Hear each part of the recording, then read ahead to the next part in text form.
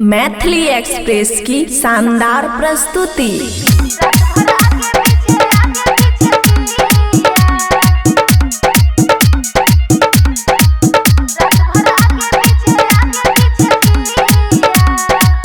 खुशी recording studio बलुआहा।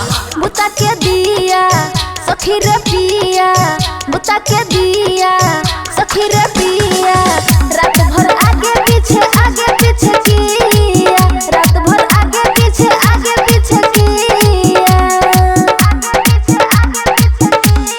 मजा हमर जवानिया के लिया, मजा हमर जवानिया के लिया। बुता के दिया सखी रे पिया, बुता के दिया सखी रे पिया, रात भर आगे पीछे किया, रात भर आगे पीछे किया। DJ good Madhuban, DJ good Madhuban, रात भर आगे पीछे किया, रात भर आगे पीछे किया।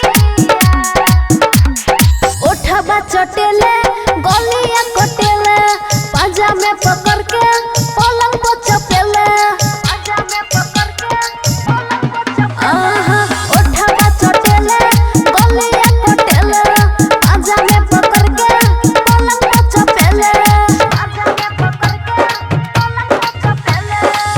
बुता के दिया सखी रे पिया, बुता के दिया सखी रे पिया, रात भर आगे पीछे किया, रात भर आगे पीछे किया।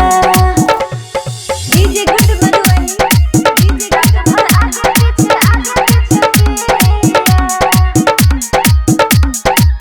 रात भर आगे पीछे किया।